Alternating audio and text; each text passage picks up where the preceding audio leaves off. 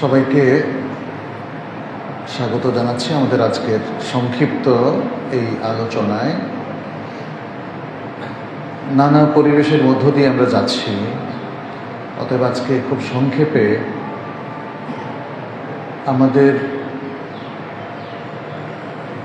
এই পরিস্থিতিতে মুসলিম উম্মার কল্যাণে কি করা উচিত সেটা নিয়ে একটু কথা বলি। কারণ আমাদের করণীয়টাই আমাদের ভবিষ্যতের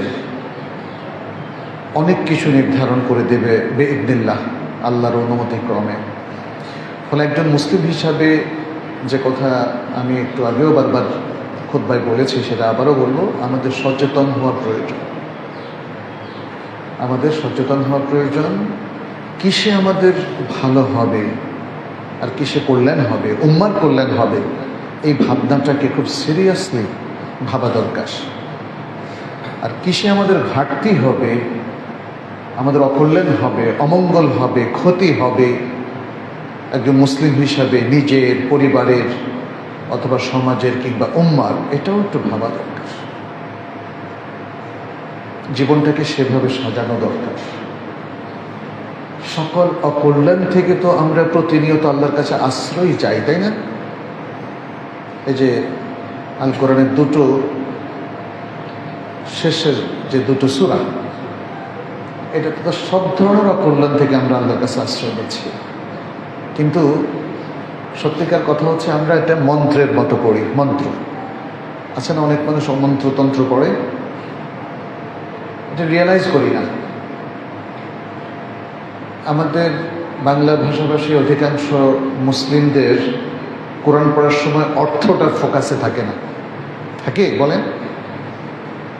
একদম আমরা ইগনোর করি, আরবিটা পড়ি।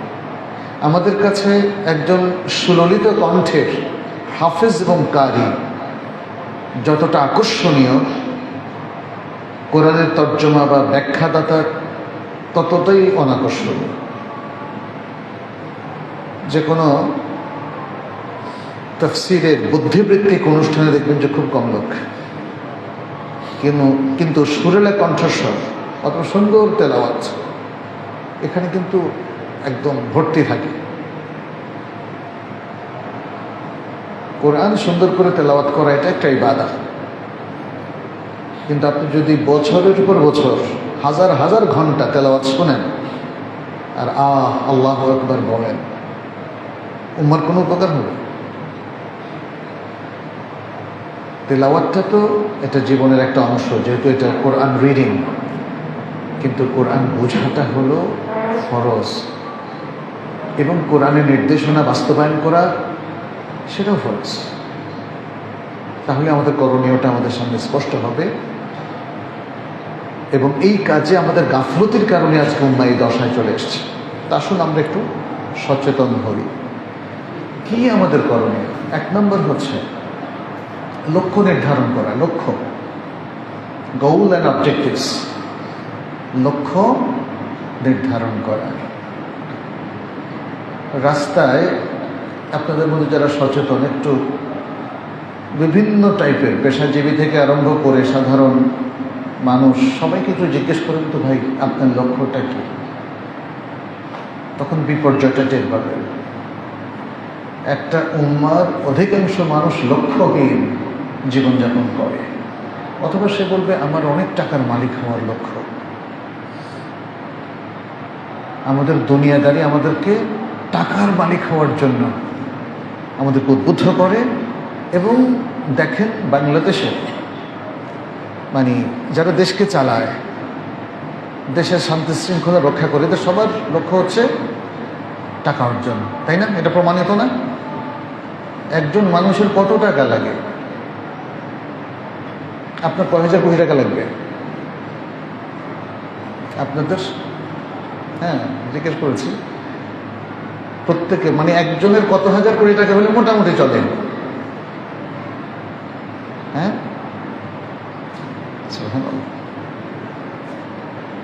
খুব দুর্ভাগ্য আমাদের। দুনিয়াটাকে এতই লক্ষ্য হিসাবে স্থির করা হয়েছে যে সে কিয়ামত পর্যন্ত খেতে পারবে, তবুও তার আরো লাগবে। জানি না এই সমস্ত লোককে মনে পড়ছে যে এই টাকা সে জান্নাতেও নিয়ে যেতে পারবে। আল্লাহু আ'লাম। লক্ষ্য নির্ধারণ করতে হবে। কি লক্ষ্য? একজন মুমিন হিসাবে লক্ষ্যটা কি হওয়া উচিত? আল্লাহর সন্তুষ্টি। এই লক্ষ্যের সাব পয়েন্ট হচ্ছে জান্নাত লাভ এবং জাহান্নাম থেকে মুক্তি। প্রাইমারি লক্ষ্যটা কি? আল্লাহর সন্তুষ্টি। কারণ আল্লাহর সন্তুষ্টির সাথেই বাকি সব কিছু রিলেটেড। তাহলে প্রাইমারি মানে প্রধানতম লক্ষ্য আমার আপনার সবার কি? আল্লাহর সন্তুষ্টি। আর সাব পয়েন্ট হচ্ছে জান্নাত লাভ, জাহান্নাম থেকে মুক্তি। সুবহানাল্লাহ। অনেকে বলে যে জান্নাত লাভ, জাহান্নাম থেকে মুক্তি, এটাকে লক্ষ্য করা যাবে না। ভুল কথা। আপনি আল্লাহ সন্তুষ্টির পাশাপাশি যদি জান্নাত লাভ আর জাহান্নাম থেকে মুক্তি এই লক্ষ্যটা নির্ধারণ করেন, তার জন্য প্রস্তুতি লাগবে না? আপনার জীবনের সকল কাজ ভালো হবে যদি জান্নাত লাভের জন্য আপনি করেন। ঠিক কিনা বলেন?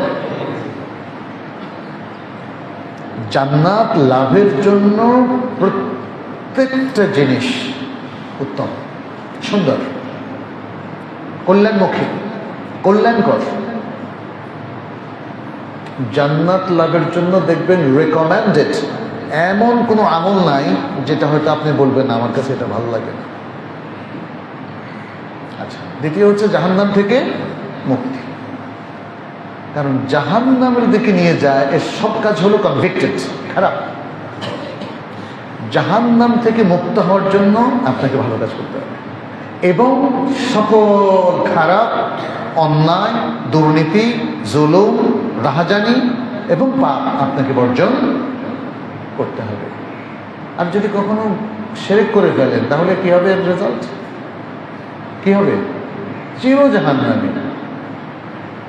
তাহলে আপনি চির জাহান্নামী বা অস্থায়ী জাহান্নামী, আমল তো দুই রকম। জাহান্নামে যাওয়ার আমল দুই রকম, একটা স্থায়ী জাহান্নামী হওয়া আর একটা হলো অস্থায়ী জাহান্নামী হওয়া।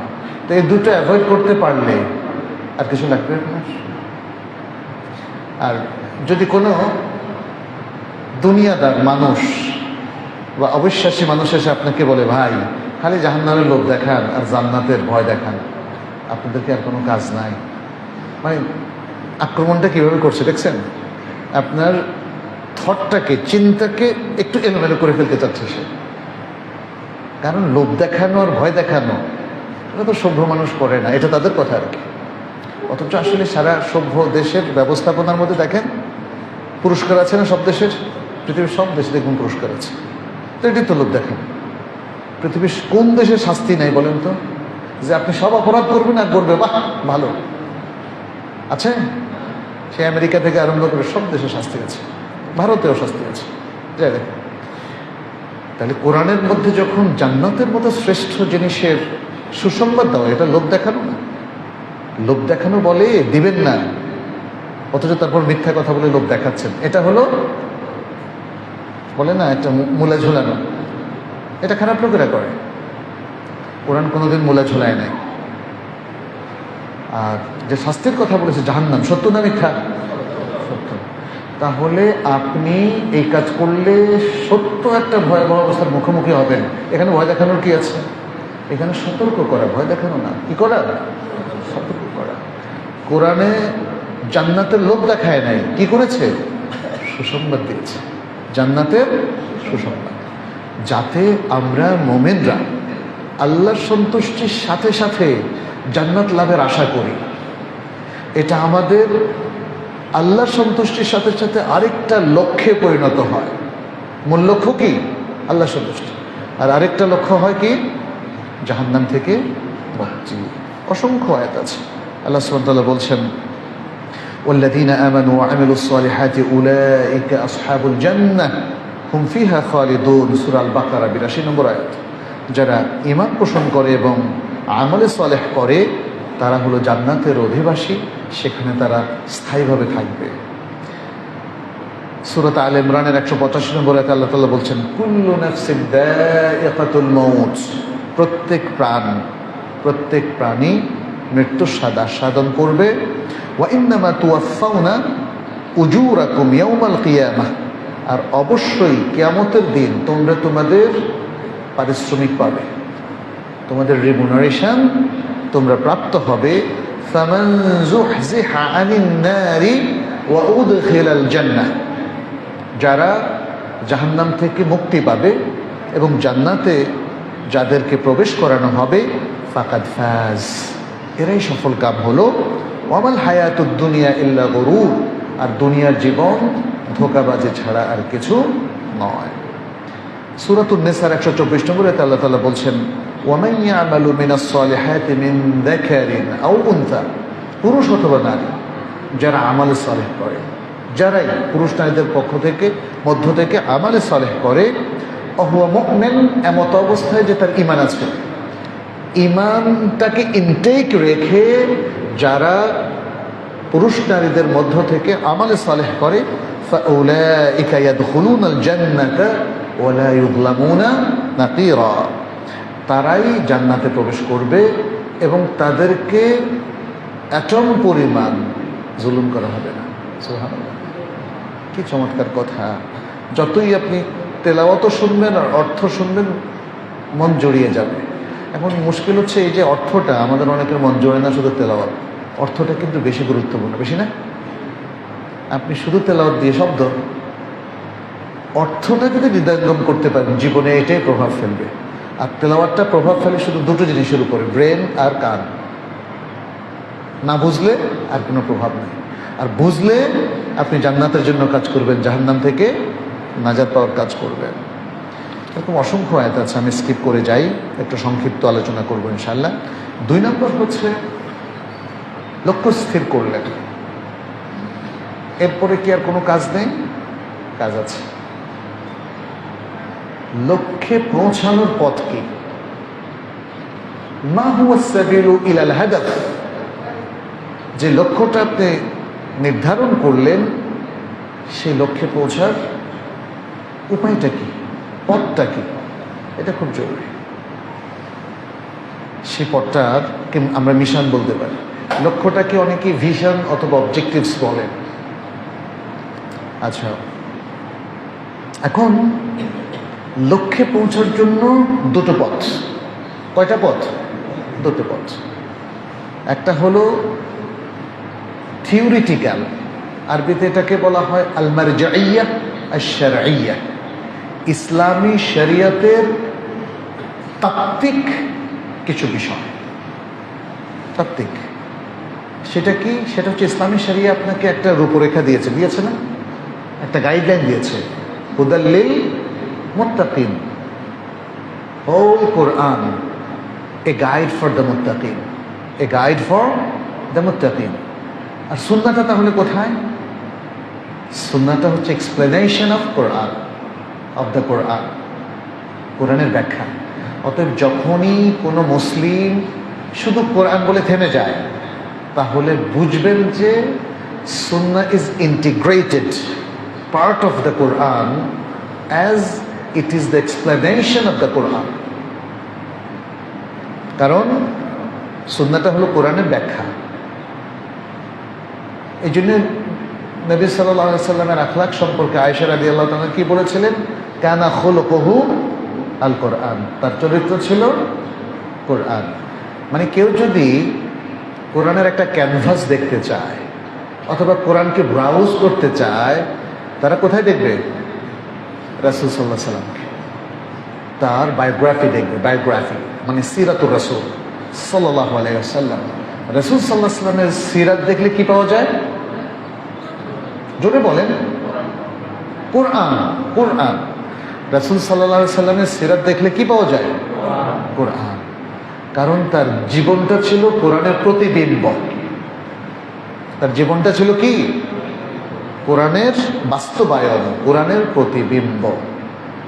সুতরাং হুদাল লিল মুত্তাকিন যখন বলা হলো, গাইড ফর মুত্তাকিন, মানে কোরআন সুন্নাহ দুটো মিলেই ইসলামের এই যে গাইডটা, এটাকে ইত্তেবা করতে হবে। এটাকে বলা হয় আল মারজাইয়া আশ শারঈয়া। ইসলামী শরিয়তের যে রেফারেন্সটা আছে, ওটাকে আপনাকে ফলো করতে হবে। আনফর্চুনেটলি আমাদের মুসলিম দেশগুলোতে দেখেন কোথাও এগুলো করা হয় না। আপনাদের এখানে গ্রামে গঞ্জে যে সালিসগুলো হয় সেখানে আলেমরা থাকে, থাকে ইউনিয়ন পরিষদের চেয়ারম্যান সাহেব আর মেম্বাররা। এরা শুধু জাহেল না, এদেরকে বলা যায় জাহেলে মোরাক্কাব। জাহেলে মোরাক্কাব। দেখবেন যে এদের অধিকাংশ কয় কত টাকা আনছো, দুই পক্ষ থেকে টাকা খায়, এমন গোলমালে একটা জিনিস করে। এবং এর ফলে কি হয়, বল যে আরেকদিন বসতে হবে, এরপর দেখবেন আরেকদিন বসতে হবে, যতবার বসে ততবার টাকা। সালিস প্রথাটা আমাদের দেশে প্রতিষ্ঠিত হয় নাই এই দুর্নীতির কারণে। অথচ সালিস, এটাকে আরবিট্রেশন বলা হয় ইংরেজিতে। এই প্রথাটাই কোরআনের প্রেসক্রিপশন। কারণ আপনি মামলায় মোকদ্দমা যাবেন, দীর্ঘসূত্রিতার মানে, তাই না, অনেক সমস্যা না। সালিস করলে বসাতেই শেষ, জাস্ট দুই পক্ষ আন্ডারস্ট্যান্ডিং করলো, কেউ এটা ছাড় দিল, কেউ ওটা ছাড় দিল, হয়ে গেল। কি চমৎকার! আপনি সূরা আল বাকারার মধ্যে দেখবেন স্বামী স্ত্রী গণ্ডগোলেও বলা হচ্ছে আরবিট্রেশন, সালিসের কথা। কোরআন থেকে মানলে আমাদের দেশের সব ঠিক হয়ে যেত, কোরআন এবং সুন্নাহ। তাহলে আপনি যে লক্ষ্যটা নির্ধারণ করলেন আল্লাহর সন্তুষ্টিতে পৌঁছবেন, তার জন্য প্রথম তরিকা হচ্ছে এই আল মারজাইয়্যাহ আশ-শারঈয়্যাহ। কারণ শরীয়তকে অ্যাভয়েড করবেন, তাহলে দেখবেন যে সব জায়গায় দুর্নীতি, দুর্নীতি, যাহারাল ফাসাদু ফিল বাররি ওয়াল বাহর। সব জায়গায় ফাসাদ আর ফাসাদ, এটা কি বলার অপেক্ষা রাখে? সব জায়গায় দুর্নীতি আর দুর্নীতি। দেখবেন যে এক দল চলে যাওয়ার পর আরেক দল আসলে দুর্নীতি করবে, ওই চাঁদাবাজি চালু হয়ে যাবে, দেখে ঘুষ চালু হয়ে যাবে। বাংলাদেশ কোনো কালে ঘুষ মুক্ত ছিল, সুদ মুক্ত ছিল, চাঁদাবাজি মুক্ত ছিল? কারণটা কি? কারণ এখানে আল মারজাইয়্যাহ আশ-শারঈয়্যাহ ছিল না। এরা সবাই শরিয়াকে ইগনোর করছে, এরা সবাই শরিয়াকে ইগনোর করছে। আল্লাহ সুবহানাহু ওয়া তাআলা বলছেন, ইয়া আইয়ুহাল্লাযীনা আমানু আতিউল্লাহা ওয়া আতিউর রাসূলা ওয়া উলিল আমরি মিনকুম। হে ঈমানদার লোকেরা, তোমরা আল্লাহর আনুগত্য করো, রাসূলের আনুগত্য করো, এবং তোমাদের মধ্য থেকে যারা উলুল আমর তাদের আনুগত্য করো। ফাইন তানাযাতুম ফি শাইইন ফারুদ্দুহু ইলাল্লাহি ওয়া রাসূল। যদি তোমরা কোনো বিষয় নিয়ে ঝগড়ায় লিপ্ত হও, মতভেদে লিপ্ত হও, তাহলে আল্লাহ এবং তার রাসূল তথা কিতাবুল্লাহ এবং সুন্নাহর দিকে ফিরিয়ে দাও। ইন কুনতুম তুমিনুনা বিল্লাহি ওয়াল ইয়াউমিল আখির যালিকা খায়রুন ওয়া আহসানু তাওয়িলা। যদি তোমরা আল্লাহ এবং আখিরাত দিবসে বিশ্বাসী হয়ে থাকো, আর এটাই হচ্ছে উত্তম, এটাই হচ্ছে উত্তম, উত্তম পন্থা, উত্তম আদর্শ, উত্তম ওয়ে, এবং ওয়াহসানু তা'বিলা, ব্যাখ্যার দিক থেকেও এটা সুন্দর, উত্তম। অসংখ্য আসলে আয়াত এবং হাদিস আছে। আল্লাহ সুবহানাহু ওয়া তাআলা সূরাতুন নাজমের মধ্যে বলেছেন, মা দাল্লা সাহিবুকুম ওয়া মা গাওয়া ওয়া মা ইয়ানতিকু আনিল হাওয়া ইন হুয়া ইল্লা ওয়াহিয়ুন ইউহা। নবী সাল্লাল্লাহু আলাইহি ওয়াসাল্লাম বলছেন, মানে তিনি তো তাদের সাহেব, সাথী ছিল, তোমাদের সাথী ভুল পথে যাননি, বিপথে যাননি, বিপদগামী হননি, এবং তিনি তার প্রবৃত্তি অনুযায়ী কথা বলেন না। তিনি যা বলেন সেটা হলো ওয়াহি, যা তার কাছে পাঠানো হয়। আচ্ছা, এরপরে যেটা বললাম যে আপনি ওই লক্ষ্যের দিকে যাওয়ার জন্য প্রথম অংশটা কি? শরিয়াকে অনুসরণ করা। সূরা আল জাথিয়ার মধ্যে আল্লাহ তাআলা বলছেন, ওয়াকাযালিকা জাআলনাকা আলা শারিআতিন মিনাল আমরি ফাত্তাবি'হা ওয়া লা তাত্তাবি' আহওয়া'আল্লাযীনা লা ইয়া'লামুন। 18 নম্বর আয়াত সূরা আল জাথিয়া। যে এভাবে আমরা আপনাকে শরিয়ার উপর প্রতিষ্ঠিত করেছি, অতএব আপনি এটার অনুসরণ করুন, এবং সেই সব লোকদের প্রবৃত্তির অনুসরণ করবেন না যাদের কাছে ইলম নাই, যাদের কাছে ইলম নাই। দ্বিতীয়টা বললাম কি? আল মারজাইয়্যাহ তাজরিবিয়্যাহ বলা হয়, প্র্যাকটিক্যাল লাইফে এই শরিয়াকে বাস্তবায়ন করা। আমাদের অধিকাংশ মুসলিম কিন্তু থিওরির প্রোগ্রাম অনেক বেশি। এই যে কনফারেন্স, মাহফিল, this are the programs of theory, programs of theory. আমাদের মুসলিমরা মনে করে যে আমি এই যে শুনতেছি, ভালো লাগতেছে, না। একটা গল্প বলা হয়, বাবা আর ছেলে তারা ওয়াজ মাহফিলে এসেছিল। ফেরার পথে বাবা যে কোনো কারণেই হোক সতর উঠিয়ে পগার পার হচ্ছিল, তো ছেলে বললো আজকে না বলছে সতর এটা খোলা যাবে না। বাবা এটা কি করতেছ? বুঝাই দুষ্ট। মাহফিল তুই বাড়িতে নিয়ে আসছিস কেন? মাহফিল তো শোনার কথা শুনেছি, বাস খালাস। মাহফিলকে যদি এখন বাজারঘাট বাড়ির মধ্যে ঢুকাই তাহলে জীবন চলবে? আমাকে অনেক লোক বলছেন, মানে সরাসরি না, বিভিন্ন লোক মারফত শুনেছে, বলছেন দেখেন শরিয়া আইন খুব সুন্দর, বাট এটা শরিয়া সব জায়গায় মানা যায় না, শরিয়া সব জায়গায় মানা যায় না। রাসূল সাল্লাল্লাহু আলাইহি ওয়াসাল্লাম কি শরিয়া মানেন নাই সব জায়গায়? মেনে কি ভুল করছেন নাকি ঠিক করছেন? মেনে কি মদিনা সমাজটাকে পৃথিবীর শ্রেষ্ঠ সমাজে পরিণত করছেন, নাকি আমাদের বাঙালি সমাজের মতন এটা নষ্ট হয়ে গেছে? পৃথিবীর সবচেয়ে ইউনিক সমাজ। সুতরাং দিন মানার মধ্যেই কল্যাণ। আর আপনি থিওরি আওড়াইয়া কোনো লাভ নাই। আমাদের মুসলিমদের কৃষ্টি কালচার তৈরি হয়েছে শুধু থিওরি। প্রতিদিন না বুঝে কোরআন তেলাওয়াত করবেন, এরপরে সুন্দর করে আপনি শেলফের মধ্যে রেখে দেবেন।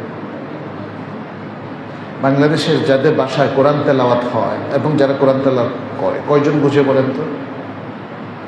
তাহলে আপনি বিশ্বাস করেন যে শরিয়া শ্রেষ্ঠ, বিশ্বাস করেন যে আল্লাহ তাআলা সুন্দর সুন্দর কথা বলেছে, কিছুই বুঝলেন না, থিওরি হিসাবে রেখে দিলেন, কোনো কাজে আসবে?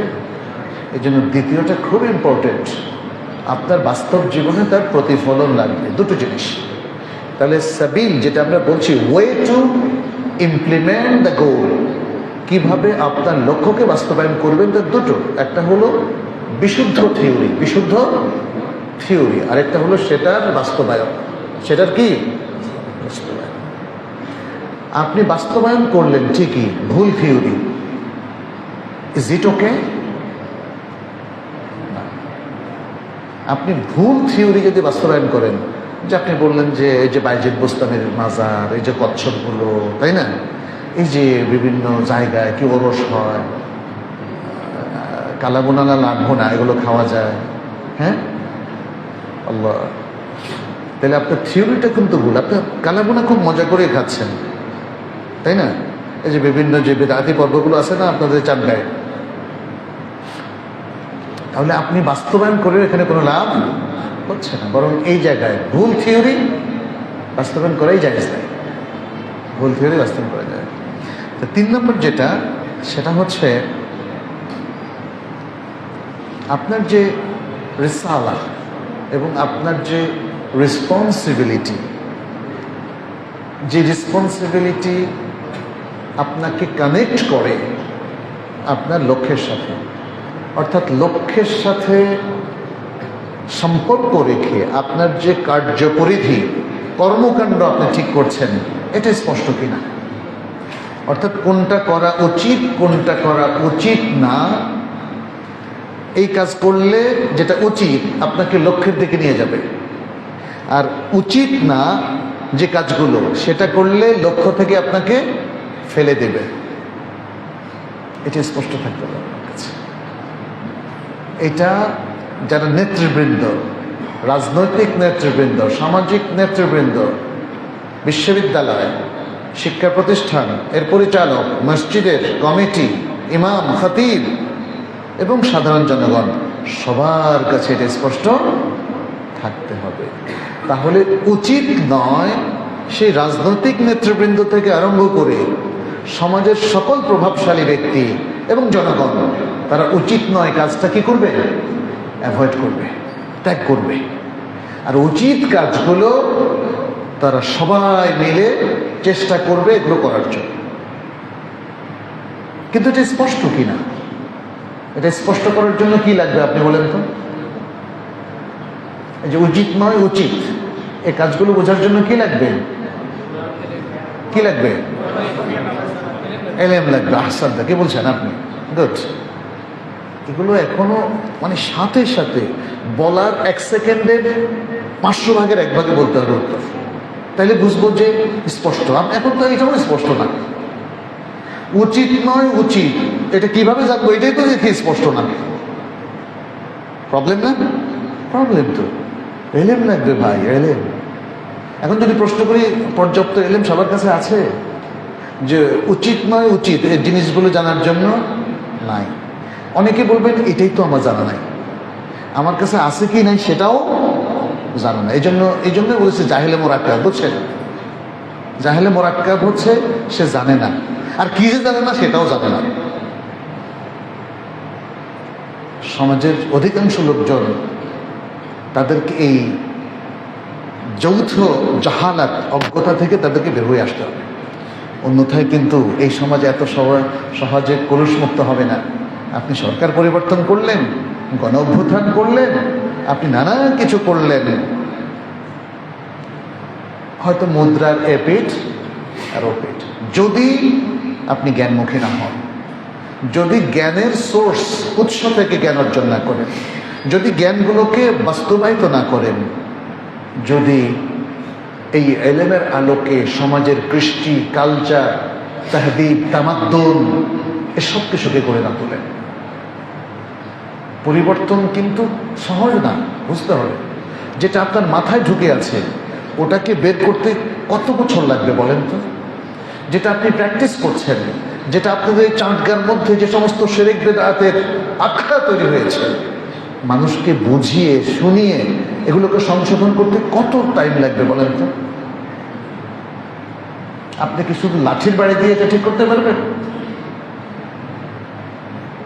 আমরা তো দেখেছি স্বৈর শাসক কিভাবে গুলি ছুঁড়েছে, হেলিকপ্টার থেকে, বন্দুক থেকে, গুলি থেকে, মেশিন গান থেকে, তারপরেও নিরস্ত্র লোকদেরকে দমন করা চায়।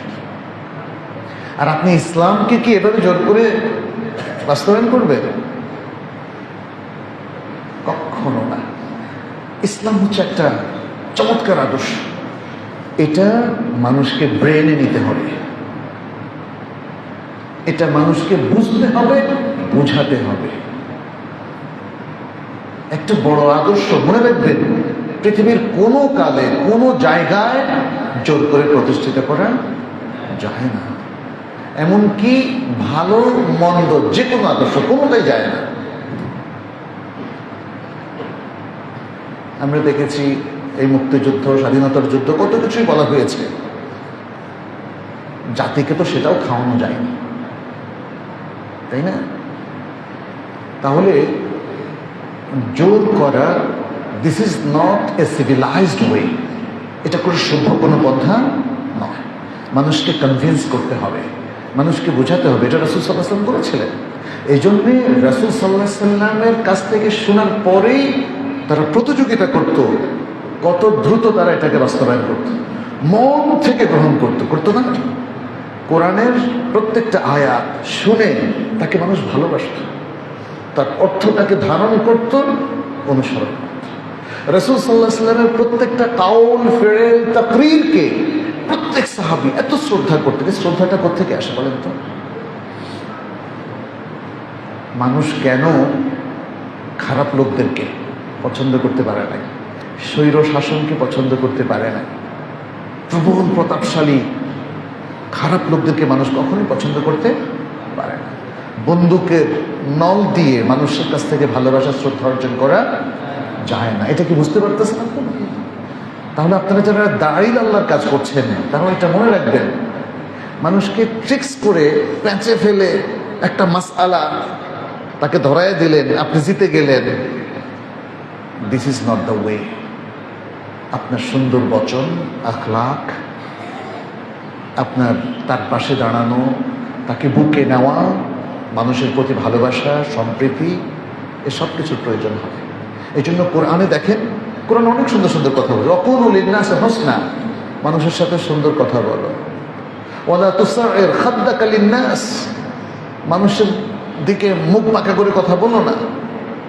ওয়ালা তামশি ফিল আরদি মারাহা, পৃথিবীতে দম্ভের সাথে চলো না। এরকম অসংখ্য সুন্দর সুন্দর ইনস্ট্রাকশন, নির্দেশনা কোরআনে পাবেন। কোরআন কি জাস্ট তেলাওয়াতের জন্য আর এমনি মন্ত্রের জন্য কি এগুলো আসলে বলেছে না, মানার জন্য বলেছে। সুতরাং আমাদেরকে, আমরা কি রিসালা নিয়ে কাজ করছি, what is the message from Allah? আল্লাহ এবং তার রাসূল সাল্লাল্লাহু আলাইহি ওয়াসাল্লামের পক্ষ থেকে মেসেজটা কি আমাদের জন্য, কি করতে হবে, কি করা যাবে না, এটাকে স্পষ্ট করতে হবে, এবং এটার জন্য লাগবে কি? এলেম। কি লাগবে?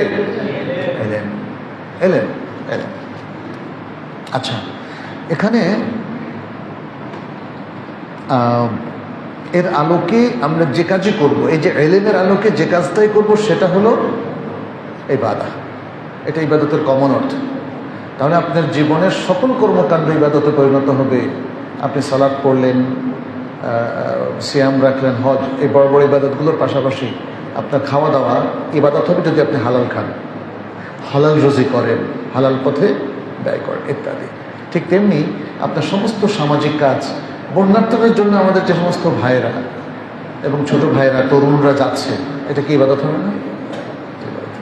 এটা ইবাদত হবে। মানে ইসলাম দেখেন মানুষের ভালো কাজগুলোকে একটা মহান পর্যায়ে নিয়ে গেছে, মহান পর্যায়ে নিয়ে গেছে, মহৎ, তাই না?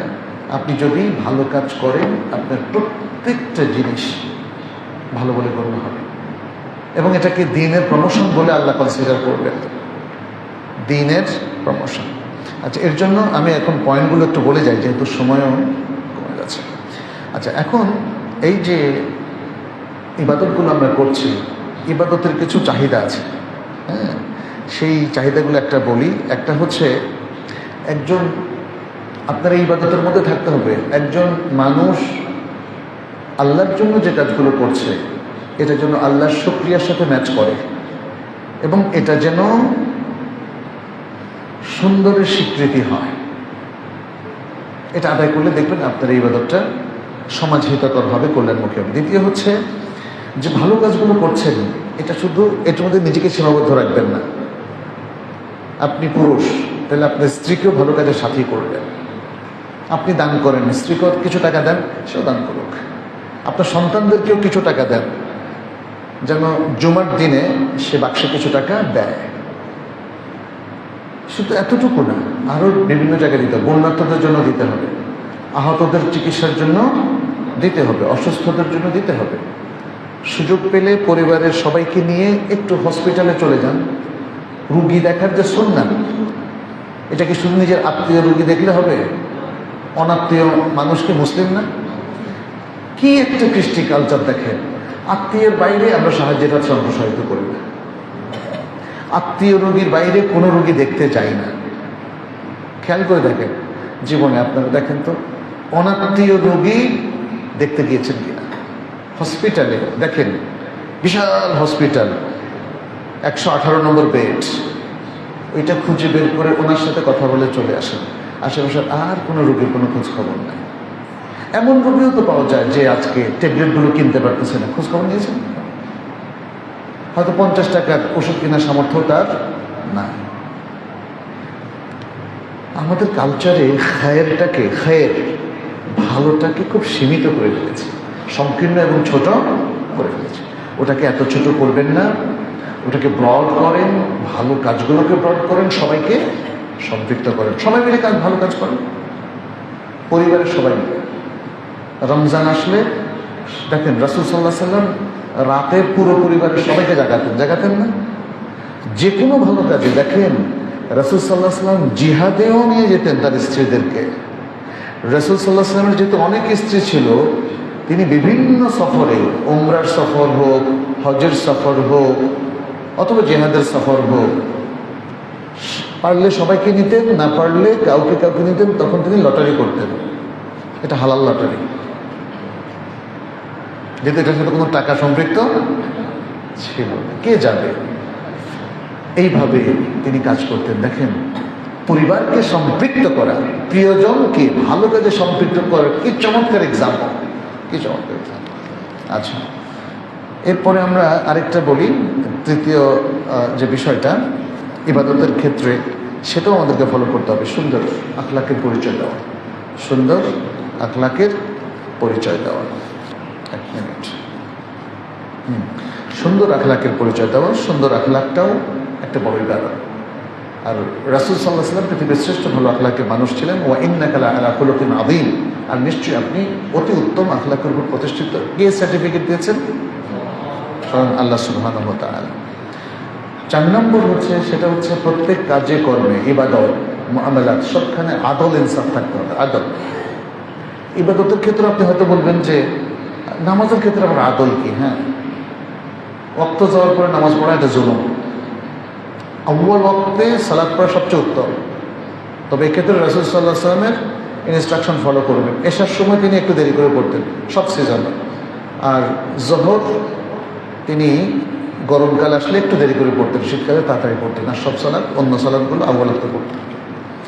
আর মুআমালাতের ক্ষেত্রে আদলটা বেশি প্রয়োজন, কারণ আপনি স্বামী স্ত্রীর প্রতি ইনসাফ না করলে সংসার সুখের হবে না। আপনি বাবা সন্তানদের প্রতি আদল না করলে এটা সুন্দর হবে না। রাসূল সাল্লাল্লাহু আলাইহি ওয়াসাল্লাম নোমান বিন বশীরের মাসআলাটা আপনারা জানেন। তার বাবা যখন তাকে একটা গোলাম উপহার দিয়েছিল, রাসূল সাল্লাল্লাহু আলাইহি ওয়াসাল্লামকে সাক্ষ্য নিতে এসেছিলেন, তিনি বলেছিলেন, তুমি কি তোমার প্রত্যেক সন্তানকে এভাবে উপহার দিয়েছিলে? বলছে, না, দেয়নি। বলছে, তাহলে তো এটা জুলুম, এটা সাক্ষী আল্লাহ রাসূল হবে না। তাহলে আদল ইনসাফ সবখানে দরকার। আপনার অফিসে কারো প্রমোশন দিলেন, কারো দিলেন না, অন্যায়ভাবে। কারণ একে পছন্দ করেন, ওকে পছন্দ করেন না। আমাদের সরকারি অফিসগুলোতে এটা বেশি হয়, কারণ বিভিন্ন গ্রুপের মানুষ থাকে, তো একজন আরেকজনকে দাবায় রাখার চেষ্টা করে। এটা জুলুম, বড় ধরনের জুলুম। অথবা এক দল আরেক দলকে অপ্রেস করার চেষ্টা করে, এটা হারাম, এটা হারাম, এটা করা যাবে না রে ভাই। এরপর আরেকটা হলো, যে কোনো ভালো মর্যাদা সম্পন্ন কাজকে প্রচার করবেন, মানুষের মধ্যে কালচার করে দেবেন। দান, খয়রাত, ভালো সুন্দর আচরণ, ভালো যত কিছু আছে এখানে কার পূর্ণ করবেন না। যে আমার 10টা ভালো গুণ যে কারণে মানুষ আমাকে ভালোবাসে, তাহলে আমি ওনাকে এটা বলবো না, যাতে আমার নিচে থাকে। এটা করা যাবে না। প্রত্যেক ভালো কাজের ছড়িয়ে দিবেন, পুরো সমাজটা সুন্দর হবে। এতে কোনো ক্ষতি নাই, লাভ ছাড়া কোনো ক্ষতি নেই। আর যত খারাপ যত গুণ আছে এগুলো নিজে অ্যাভয়েড করবেন, সবাইকে শেখাবেন। এই কালচারটা দরকার। ভালোর প্রচার প্রসার আর খারাপের পরিপূর্ণ পরিত্যাগ, খারাপটাকে পরিপূর্ণ অ্যাভয়েড করা, বর্জন করা, সমাজ থেকে মূলোৎপাটন করা, এই কালচারটা খুব প্রয়োজন। কালচার একদিনে হয় না, কিন্তু আমাদেরকে সে চেষ্টা করতে হবে। তারপরে হলো খুব গুরুত্বপূর্ণ আরেকটা, সেটা হলো সিরিয়াস হওয়া। আপনি যদি সিরিয়াস হন তাহলে আপনার কাজটা চলমান থাকবে। আর যদি সিরিয়াস না হন, 2-3 দিন চেষ্টা করার পরে ভাই কঠিন, কষ্ট লাগে, এরপর ছেড়ে দেবেন, এটা হবে না। আমাদের একজন প্রফেসর মদিনা ইউনিভার্সিটির, উনি 3টা জিনিস রেকমেন্ড করেছিলেন যে কোনো কাজের সাফল্যের জন্য। বলেছেন, প্রথম হচ্ছে গভীর চিন্তা ভাবনা করে কাজ করা, গভীর চিন্তা ভাবনা। তাহলে 1 নম্বর পয়েন্ট কি? গভীর চিন্তা ভাবনা। দ্বিতীয় পয়েন্টটা হচ্ছে, গভীর চিন্তা ভাবনা কিন্তু মেধার পরিচয়, বুঝতে পেরেছেন? তাহলে এই গভীর চিন্তা ভাবনা করার পরে সেকেন্ড স্টেপে আপনাকে করতে হবে সূক্ষ্ম প্ল্যান, সূক্ষ্ম প্ল্যান বা পরিকল্পনা। সূক্ষ্ম এ কথাটা অ্যাড করা হয়েছে, কারণ সব পরিকল্পনা তো সূক্ষ্ম হয় না। যেগুলো মোটা দাগে, যে আমি এখানে এই যে পানির মধ্যে আমি 40 তলা একটা বিল্ডিং করলাম, বলে দিলাম আমার পরিকল্পনা আছে। বা এখানে যদি মঞ্জুর আলম ভাইও বলেন যে এখানে আমরা 50 তলা একটা মসজিদ করবো, 8 শতাংশের উপরে, এটা কি যৌক্তিক হলো? এটা আকাশ কুসুম কল্পনা হলো, সূক্ষ্ম পরিকল্পনা হলো না। অতএব আপনি আপনার স্বপ্নবিলাসী মন নিয়ে যে কোনো পরিকল্পনা করলে হবে না। সূক্ষ্ম পরিকল্পনা